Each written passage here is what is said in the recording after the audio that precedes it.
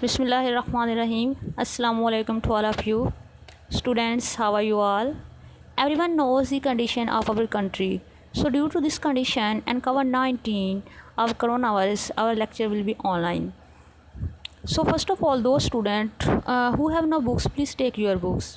وہ بچے 9th class کے جن کے پاس سوشل سٹڈیز کی بکس نہیں ہیں وہ اپنی بکس کمپلیٹ کریں. اب ہمارے جو لیکچر ہوا کریں گے آن لائن ہوں گے اور آج ہم اپنا فرسٹ لیسن سٹارٹ کریں گے. ہمارا جو فرسٹ لیسن ہے کلاس 9th کا پاکستان کی نظریاتی اساس یعنی کہ باب نمبر 1 آئیڈیالوجیکل بیسز آف پاکستان.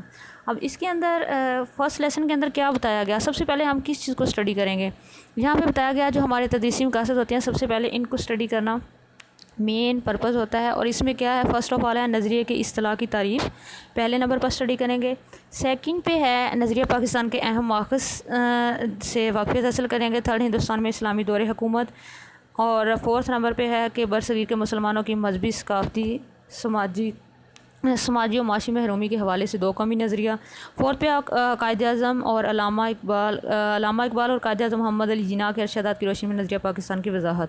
اب جب ہم یہ لیسن پڑھیں گے تو اس کے پڑھنے کے بعد یہ تمام جو ٹاپکس دیے گئے ہیں یہ ہمیں کلیئر ہونے چاہیے. سو فرسٹ آف آل آج ہم جس کو اسٹڈی کریں گے وہ ہے نظریے کا ماخذ، نظریے کی تعریف، ماخذ اور اہمیت. Definition, sources and significance of ideology. برصغیر میں پاکستان کے نام سے ایک آزاد ریاست کا قیام 20ویں صدی کا اہم ترین واقعہ ہے. اس واقعے کے پیچھے ایک مضبوط نظریہ کار فرماتا ہے. نظریے کے لیے انگریزی میں آئیڈیالوجی کا لفظ استعمال ہوا ہے. دیکھیں کہ نظریے کو انگلش میں آئیڈیالوجی کہتے ہیں.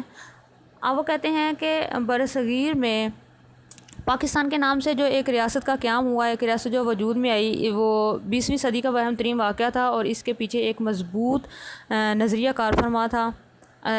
جو واقعہ ہوا جو 20 سینچری میں. اب ڈیفینیشن پڑھیں گے. اب دیکھیں کہ یہاں پہ آئیڈیالوجی کو جو ہے انگریزی میں آئیڈیالوجی کہتے ہیں، نظریے کو انگریزی میں. اب آئیڈیالوجی ہے کہ اب ہم آئیڈیالوجی کی اسٹڈی کرتے ہیں. لفظ نظریہ اپنی تعریف اور معنی کے لحاظ سے ابتدا ہی سے سماجی دانشوروں کے درمیان اختلاف رائے کا باعث رہا ہے.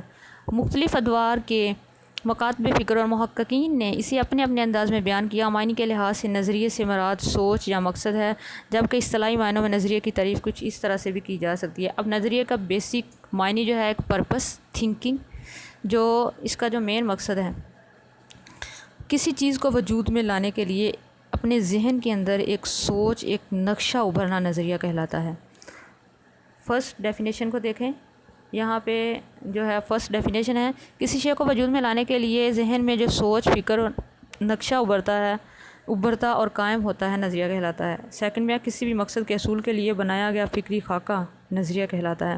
یعنی کہ جب آپ اگر اسٹوڈنٹس لائف میں بھی اگر دیکھا جائے نا تو اپنے مقصد کے حصول کے لیے ایک فکری میپس ہوتا ہے، اس کو نظریہ کہتے ہیں. تو یہ تو اس نظریے کی بات ہو رہی ہے جب پاکستان اور ہندوستان کے اندر جب ابھی نہیں بنا تھا پاکستان، یہ اس وقت آئیڈیالوجی کی بات ہو رہی ہے. کسی خاص تھرڈ پہ یا کسی خاص مقصد کے لیے کسی قوم کی اجتماعی سوچ کا ایک بات پر متفق ہو جانا نظریہ کہلاتا ہے. یعنی کہ ایک خاص بات کس طرح سے ہے کہ تمام مسلمانوں کو ایک پلیٹ فارم پر جمع کیا اور ان کو آزادی کے جو ہے لیے ان کو راضی کیا. ان کو بتایا کہ اگر ہم یہاں پہ نہیں رہیں گے، اکٹھے رہیں گے تو ہم جو ہیں وہ ہماری جو کلچر ہیں، نارمز اینڈ ویلیوز ہیں، ہمیں وہ نہیں ملیں گے، ہمیں ہمارا حق نہیں ملے گا. اس لیے مسلمانوں کو آزادی کے لیے ابھارنا، ان کو اس بات پہ متفق کرنا. چوتھے نمبر پہ ہے مطلب ان کا ایک خاص مقصد تھا. فورتھ نمبر پہ ایسی بات جو لوگوں کو متحد کر کے اس کے حصول کی کوشش پر آمادہ کر دے نظریہ کہلاتی ہے. وہی بات جو میں نے آپ سے پہلے ڈسکس کی کہ مسلمانوں کو ایک پلیٹ فارم پر جمع کرنا اور ان کو آزادی کا مقصد بتانا کہ اگر ہم اکٹھے رہے تو ہم اپنے جو ہیں ہمیں اپنی لائف کے ہمارے سوشل جو ہمارے رائٹس ہیں وہ ہمیں نہیں ملیں گے، ہم یہاں پہ ایک آزادی کی زندگی نہیں گزار سکے اسلام کے مطابق. تو مسلمانوں کو اس چیز پہ آمادہ کر لینا، متحد کر کے ایک پلیٹ فارم پر ان کو اس چیز پہ راضی کر لینا نظریہ کہلاتا ہے. لاسٹ پہ ہے کہ نظریے سے مراد ایسا ضابطہ یا پروگرام ہے جس کی بنیاد فلسفہ تفکر پر رکھی گئی ہو اور انسانی زندگی کے مختلف پہلوؤں مثلاً سیاسی، معاشرتی اور تہذیبی مسائل کے حل کے لیے کوئی لائحہ عمل بنایا گیا ہو. وہی بات ہو رہی ہے کہ نظریے سے مراد کوئی بھی ایک ضابطہ ہو یا کوئی بھی پروگرام ہو جس کی بنیاد انہوں نے کسی فلسفے پر رکھی گئی ہو، یعنی کہ وہ انسان کی لائف کے متعلق، چاہے وہ سیاسی ہو، معاشرتی ہو، تہذیبی ہو، تو وہ مسائل کے حل کے لیے کوئی بھی لاہ عمل جو ہے وہ اس کے لیے علیحدہ سے بنائیں۔ اب نظریے کے ماخذ کو ہم اسٹڈی کریں گے۔ نیکسٹ دیکھیں سورسز آف آئیڈیالوجی۔ نظریہ ہوتا کیا؟ سب سے پہلے ہم نے اسے اسٹڈی کیا نظریے کے معنی کیا ہے، نظریہ چیز کیا ہوتی ہے، کہ اب ہم اسٹڈی کریں گے کہ اس کے جو ماخذ ہیں نظریے کے، source of ideology, sources of ideology کون کون سی ہیں۔ فرسٹ ہے مشترکہ مذہب۔ اب مذہب کیا، کامن ریلیجن کیا چیز ہے، یہ ہمیں کیا بتائے گا؟ مذہب محض عبادت کا مجموعہ نہیں ہوتا، بلکہ وہ کسی قوم کی پوری معاشرتی زندگی کو متاثر کرتا ہے۔ 19ویں صدی میں برصغیر پاک ہند میں کئی ہندو تحریکوں، مثلاً آریہ سماج اور برہمو سماج وغیرہ نے جنم لیا، جس کا مقصد ہندوازم کی اشاعت اور مسلمانوں کو نیچا دکھانا تھا۔ آریہ سماج کے بانی پنڈت دیانند سرسوتی نے تو حد کر دی تھی۔ اس نے شدی کے نام سے ایک پروگرام شروع کیا جس کا مقصد غیر ہندوؤں کو زبردستی ہندو یعنی کہ شدی اور ہندو ذہن کے مطابق پاک صاف بنانا تھا۔ برہمو سماج کا بانی راجا رام موہن رائے بھی مسلم دشمنی میں مسلمانوں کے خلاف تقاریر کرتا تھا۔ کانگریسی دور حکومت 1937 سے 39 نے اس خیال کو مزید پختہ کر دیا کہ متحدہ ہندوستان میں مسلمانوں کے لیے اپنی مذہبی شناخت کو برقرار رکھنا مشکل ہوتا جا رہا ہے۔ اچھا، اب کامن ریلیجن کے اندر دیکھا جائے تو صرف دو ہی باتیں سامنے ہمیں ملتی ہیں۔ وہ کیا چیز تھی؟ کو کہتے ہیں کہ 19ویں صدی کی بات ہو رہی ہے نا، کہ جب برصغیر پاک ہند میں تحریکیں، کئی ہندو تحریکیں آئی تھی، اور اس میں دو تحریکیں ایسی تھی، ایک تھی آریہ سماج اور دوسرا تھی برہمو سماج۔ اب ان کا جو مین مقصد تھا نا آریہ اور برہمو کا، وہ تھا مسلمانوں کو نیچا دکھانا۔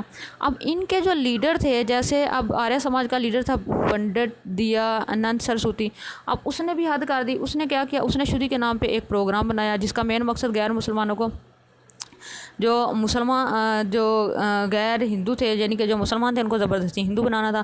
اب دوسری طرف دیکھا جائے تو برہمو سماج کا جو بانی تھا راجا رام موہن جو تھا، وہ بھی مسلمانوں کے خلاف تقریریں کر رہا تھا۔ تو جب کانگریسی وزارتیں ہوئی، یعنی کہ 1937-39 جب کانگریسی وزارتیں ہوئی، تو انہوں نے مسلمانوں کے اس خیال کو پختہ کر دیا کہ مسلمانوں کے لیے اپنی جو علیحدہ سے ایک مذہبی شناخت ہے اس کو بنانا ضروری ہے، تب بھی وہ اپنی مرضی کے مطابق زندگی گزار سکتے ہیں۔ تو یہ تھا ہمارا سوشل یعنی کہ کامن ریلیجن، مشترکہ مذہب۔ سیکنڈ نمبر پہ ہے سیاسی مقصد۔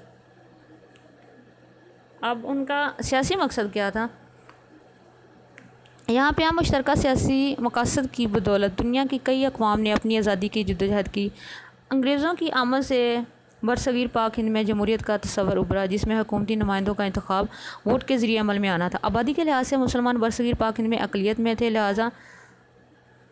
لہٰذا حکومت میں مسلمانوں کا حصہ بھی تھوڑا تھا۔ نئے سیاسی نظام نے جو شعور دیا تھا، اسی کی وجہ سے مسلمانوں کا تشخص ابھرنے لگا۔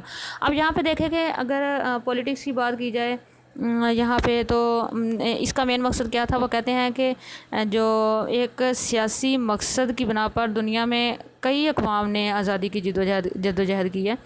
تو اس میں مسلمانوں کا بھی اس میں بتایا گیا ہے کہ جب انگریزوں کی برصغیر پاک ہند کے اندر جب انگریز آئے تو جمہوریت کا تصور بھی اوبویسلی بات ہے کہ جمہوریت کیسے بنتی ہے؟ ووٹ کے ذریعے بنتی ہے۔ تو ان کا جو انتخاب کرنا تھا وہ بھی ووٹ کے ذریعے کرنا تھا۔ اب آبادی کے لحاظ سے اگر دیکھا جاتا تو کہتے ہیں برصغیر پاک ہند میں اگر دیکھا جاتا تو زیادہ اقلیت میں مسلمان تھے، اور حکومت میں مسلمانوں کا حصہ بھی بالکل تھوڑا تھا۔ تو نئے سیاسی نظام میں کیا شعور دیا گیا؟ جو بھی شعور دیا تھا، اس کی وجہ سے مسلمانوں کا جو تشخص تھا نا وہ ابھرنے لگا، یعنی کہ ان کو بھی، جو مسلمان تھے ان کو بھی سیاست کے متعلق پتہ چلا کہ اگر وہ جدوجہد کریں گے، یعنی کہ ووٹ کے ذریعے اگر ان کو حق دیا جائے گا تبھی جو ہے وہ کامیاب ہو سکتے ہیں، ادروائز نہیں۔ تو یہ ہمارا جو تھا وہ سیاسی مقصد تھا۔ نمبر 3 پہ جو ہے وہ ہے تعلیمی مقاصد۔ اب مقاصد کون سے ہیں ہمارے؟ مشترکہ تعلیمی مقاصد کون سے ہیں؟ مشترکہ تعلیمی مقاصد بھی کسی قوم کے نظریے کے ماخذ ہوتے ہیں۔ انگریزوں نے برصغیر پر قبضے کے بعد ایسا نظام تعلیم متعارف کرایا جس میں انگریزی زبان کو مرکزی حیثیت حاصل تھی۔ آپ دیکھیں، انگریزی زبان کو مرکزی حیثیت حاصل تھی۔ اس پر مسلم علماء نے رد عمل کا اظہار کرتے ہوئے انگریزی زبان سیکھنے کو خلاف اسلام قرار دیا۔ مسلمانوں میں بشرطے مسلمانوں نے نئے نظام تعلیم کو رد کر دیا، یہ سب ایک نظریے کی بنیاد پر ہوا اور وہ نظریہ اسلام تھا۔ اب دیکھا جائے تو ان کا جو تعلیمی جو ایجوکیشنل آبجیکٹیو تھا وہ بالکل ٹھیک تھا، کیونکہ جب انگریز آئے ہیں برصغیر میں تو انہوں نے کیا کیا، انہوں نے ایسا نظام تعلیم متعارف کروایا جس میں صرف جو حیثیت حاصل تھی سرکاری زبان پہ وہ انگریزی زبان کو حاصل تھی۔ اب پھر مسلمان جو علماء تھے انہوں نے اس چیز کا رد عمل کا اظہار کیا کہ یہ جو انگریزی ہے، انگریزی زبان سیکھنا تو بالکل اسلام کے خلاف ہے، تو لہٰذا ہم یہ جو آپ لوگوں نے آئیڈیالوجی پیش کیا ہے، یعنی کہ آپ لوگوں نے یہ جو مرکزی حیثیت انگریزی کو دی ہے، ایسا نظام تعلیم آپ نے بنایا ہے، ہمیں یہ بالکل بھی منظور نہیں ہے، انہوں نے اس سے انکار کر دیا۔ تو یہ کس کی بنیاد پر ہوا ہے؟ یہ ایک ایسے نظریے کی بنیاد پر ہوا، ایک نظریے کی بنیاد پر ہوا، اور وہ نظریہ کون سا تھا؟ وہ نظریہ اسلام تھا، یعنی کہ مسلمان ہونے کی حیثیت سے انہوں نے اس چیز کا اظہار کیا کہ یہ سب جو ہے یہ اسلام کے خلاف ہے، تو ہم تو اس جو آئیڈیالوجی ہے ہم اس کو ریفیوز کرتے ہیں، ہم اس کو نہیں مانیں گے، ایکسیپٹ نہیں کریں گے۔ تو انہوں نے اس نظریے سے انکار کر دیا، اور صرف کس لیے کیا؟ اسلام کی خاطر۔ تو دیٹ از کلیئر۔ نیکسٹ ہے سیاسی مشترکہ مقاصد کون سے تھے؟ کامن اکنامک آبجیکٹیو، مشترکہ معاشی مقاصد بھی کسی قوم کے نظریے کے ماخذ ہوتے ہیں، 1857 کی جنگ آزادی کے بعد انگریزوں کی ہمدردی حاصل کرنے کے لیے ہندو انگریزوں کو یہ بات سمجھانے میں کامیاب ہو گئے کہ جنگ آزادی میں مسلمانوں کا کردار زیادہ تھا اور مستقبل میں بھی مسلمان دوبارہ اس قسم کی کوشش کر سکتے ہیں۔ اس کے نتیجے میں انگریزوں کا رویہ مسلمانوں کے ساتھ سخت ہوتا چلا گیا اور معاشی طور پر مسلمانوں پر ظلم جاری رہا۔ مسلمانوں کو نظر انداز کر دیا گیا۔ ان تمام وجوہات کی بنا پر مسلمانوں کے لیے کاروبار اور تجارت کے مواقع ختم ہو گئے، لیکن انہوں نے اپنے نظریے کو نہ چھوڑا۔ 4 نمبر پہ ہے جو کامن اکنامک آبجیکٹیو تھا۔ اب اس کا جو مین مقصد تھا، جو معاشی ایک سوشل آبجیکٹیو تھا، اس کا یہی تھا کہ 1857 کی جنگ آزادی کے بعد جو تھے ہندو تھے، انہوں نے اپنے مائنڈ میں سوچا، انہوں نے ایک ترکیب سوچی کہ جو انگریزوں کی ہمدردی کیسے حاصل کی جائے۔ چنانچہ انگریزوں کی ہمدردی حاصل کرنے کے لیے انہوں نے ہندو جو تھے انگریزوں کو یہ بات سمجھانے میں کامیاب ہو گئے کہ جنگ آزادی میں مسلمانوں کا کردار زیادہ ہے اور مستقبل میں بھی یہ کہ مسلمان ان کے راستے کی رکاوٹ بنیں گے، یعنی کہ اس قسم کی کوشش وہ اگین کر سکتے ہیں۔ تو لہٰذا ان کا مقصد تھا کہ مسلمانوں کے انگریزوں کو خلاف کر دیا جائے۔ تو اس کا نتیجہ کیا نکلا؟ یعنی کہ اس کے نتیجے میں مسلمانوں پر جو تھا وہ ظلم ستم شروع ہو گیا۔ انگریزوں نے مسلمانوں کے ساتھ اپنا رویہ سخت کر لیا، معاشی طور پر انہوں نے مسلمانوں پر ظلم کرنا شروع کر دیا، مسلمانوں کو ہر طرح سے نظر انداز کر دیا۔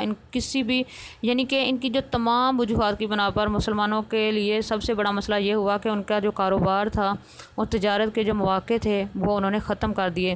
لیکن ان تمام کے باوجود بھی مسلمانوں نے اپنے آئیڈیالوجی کو نہیں چھوڑا، یعنی کہ اپنے نظریے کو نہیں چھوڑا، وہ اپنے آئیڈیالوجی جو ان کا نظریہ تھا اسی پر قائم رہے۔ تو یہ سب سے کامن اور سب سے امپورٹنٹ بات یہی ہے کہ انسان پر ظلم و ستم بھی ہوئے، ان سے ان کا کاروبار بھی چھین لیا گیا، لیکن پھر بھی انہوں نے اسی بات پہ قابو رہے کہ اسی بات پہ انہوں نے اسی نظریے کو نہیں چھوڑا، اسی کو لے کے رہے کہ ہم جو ہے اپنے اسی نظریے پہ رہیں گے۔ تو لہٰذا انہوں نے اپنے آئیڈیالوجی کو نہیں چھوڑا جو ان کا مین مقصد تھا۔ ٹھیک ہے، تو یہ تھا ہمارا سوشل آبجیکٹیو، اور یہ سوشل آبجیکٹیو ایسا ہی ہونا چاہیے۔ اب دیکھیں نیکسٹ جو ہے نمبر 5 پہ ہے، وہ ہے مشترکہ ثقافتی مقاصد۔ وہ کون سا ہے؟ Common cultural objectives. یہ ہے مشترکہ ثقافتی مقاصد کی بنیاد پر کسی قوم کا نظریہ جنم لیتا ہے۔ انگریزوں کے ہندوستان پر قبضے کے وقت اردو کو سرکاری زبان کی حیثیت حاصل تھی۔ برطانوی حکومت میں جب ہندوؤں کا حکومتی سطح پر عمل دخل بڑھا تو انہوں نے اردو کی جگہ ہندی کو سرکاری زبان کا درجہ دلوانے کی کوشش کی۔ اردو کیونکہ عربی رسم الخط میں لکھی جاتی تھی، لہٰذا اسے اسلام اور مسلمانوں کے قریب تصور کیا جاتا تھا، جبکہ ہندی دیوناگری رسم الخط میں لکھی جاتی تھی، لہٰذا ہندوؤں نے اردو کی جگہ ہندی کو سرکاری زبان کا درجہ دینے کا مطالبہ کر دیا۔ مسلمانوں کو ہندی پڑھنے لکھنے پر اب برا اثر نہیں تھا۔ ہندوؤں کے اس عمل نے مسلمانوں کو یہ مزید سوچنے پر مجبور کر دیا کہ وہ متحدہ ہندوستان میں اپنے تشخص کو مزید برقرار نہیں رکھ سکتے۔ اب لاسٹ پہ دیکھیں جو ہمارا 5 ہے، اس میں یہی بتایا گیا ہے کہ اگر کلچر کو دیکھا جائے نا تو کامن کلچر کی بنیاد پر ہی ایک آئیڈیالوجی بنتا ہے، جنم لیتا ہے۔ اب لیکن اس کے اندر کیا ہوا، اس کے اندر یہ ہوا کہ انگریزوں کے ہندوستان پر جب انگریز جو تھے وہ ہندوستان پہ انہوں نے قبضہ کیا، اس وقت وہاں کی جو سرکاری زبان تھی وہ اردو تھی. لیکن برطانوی حکومت میں جب ہندوؤں کا حکومتی سطح پر، اب دیکھیں کہ جب انگریزوں کے دور حکومت میں جب ہندوؤں کا جو تھا حکومتی سطح پر رد عمل بڑھا، یعنی کہ وہ جب جو حکومت کے جو معاملات تھے ان کے اندر انہوں نے جب انٹرفیئر کرنا شروع کیا تو انہوں نے اردو کی جگہ ہندی کو سرکاری زبان کا درجہ دلوانے کی کوشش کی. اب چونکہ جو اردو زبان تھی وہ عربی رسم الخط میں لکھی جاتی تھی، لہٰذا اسے اسلام اور مسلمانوں کے قریب تصور کیا جاتا تھا اردو کو. کیونکہ اس کے یہ عربی رسم الخط میں لکھی جاتی تھی. لیکن جو ہندی تھی وہ دیوناگری رسم الخط میں لکھی جاتی تھی، اس لیے اس کو ہندوؤں کے زیادہ قریب تصور کیا جاتا تھا. لہذا اب ہندوؤں نے کیا کیا، ہندوؤں نے اردو کی جگہ ہندی کو سرکاری زبان کا درجہ دلانے کا مطالبہ کر دیا. اب مسلمانوں کو تو ہندی پڑھنی بھی نہیں آتی تھی، ان کو تو پتہ بھی نہیں تھا کہ ہندی پڑھی کیسے جاتی ہے. ہندی پڑھنے پر بالکل بھی انہیں عبور حاصل نہیں تھا، بالکل بھی اسے سمجھ نہیں آتی تھی. اب ہندوؤں نے اس عمل کو جو ہندوؤں کا یہ والا رد عمل تھا، یعنی کہ انہوں نے ایک سازش کے ذریعے کہ جو ہے اگر ایسا کریں گے تو مسلمان بالکل پڑھ لکھ نہیں سکیں گے، ان پہ دروازے بند ہو جائیں گے. ان کے اس رد عمل سے کیا فرق پڑا کہ انہوں نے اردو کو ہٹا کر جو تھا وہ انگریزی کو سرکاری زبان دینے کا درجہ کر دیا. اس سے یہ فرق پڑا کہ ہندوؤں کے اس رد عمل سے کہ مسلمان یہ سوچنے پر مجبور ہو گئے کہ وہ اب ہندوستان میں مزید جو ہے نا اب نہیں رہ سکتے، اپنی جو ایک تشخص ہے خود کو یہاں پہ مزید اب برقرار نہیں رکھ سکتے. کہ ہمیں جو ہے انہیں احساس ہوا کہ جو آئیڈیالوجی ہے جو لوگوں کی سوچ کی عکاسی کرتا ہے وہ ہونا چاہیے. یعنی کہ ہمیں اپنے مقصد کو حاصل کرنا ہوگا، ایک علیحدہ وطن حاصل کرنا ہوگا، کیونکہ ہمارے ان کے ساتھ نارمز، کلچر، ہماری اکانومکس، جو ہمارے سوشل کامن آبجیکٹیوز بالکل بھی ان کے ساتھ نہیں ملتے. تو ہمیں ایک علیحدہ وطن حاصل کرنا ہوگا جہاں پہ ہم اپنی مرضی سے زندگی گزار سکیں. تو یہ ایک ایسا پوائنٹ تھا لاسٹ پہ جو ہے ثقافتی مقاصد کا، جس نے مسلمانوں کے اندر اور زیادہ جو تھا وہ جذبہ پیدا کیا کہ وہ اب یہاں پہ بالکل بھی نہیں رہ سکتے، کیونکہ ہندوؤں نے تو حد کر دیا. اور ہندو انگریزوں کو آرام سے ایک شاطر تھے اور آرام سے انگریزوں کو اس چیز پہ راضی کر لیتے تھے. تو یہ تھا ہمارا 5 پوائنٹ آج کا لیکچر. آج ہم انہی 5 پوائنٹ کو ہی اسٹڈی کریں گے. نیکسٹ جو ہے ہم نظریے کی اہمیت کو دیکھیں گے. تو اسٹوڈنٹس آپ لوگ اپنی بکس لیں کائنڈلی، جن کی بکس نہیں ہیں تو آپ لوگوں نے نظریے کے یہ جو ماخذ ہیں ان کو اسٹڈی کرنا ہے اچھے طریقے سے. ان کے فرسٹ آف آل تو ان کے کانسیپٹ ہوتے ہیں، آپ لوگوں نے ان کے کانسیپٹ کلیئر کرنے ہیں، ٹھیک ہے. اسٹڈی تو اوپر سے دیکھے ہر کوئی کر لیتا ہے، لیکن کانسیپٹ کلیئر ہونے چاہیے. So that is clear. تو تھینک یو. جو ہے آپ لوگ اس کو اچھی طرح سے اسٹڈی کریں. ٹیک کیئر اینڈ اللہ حافظ.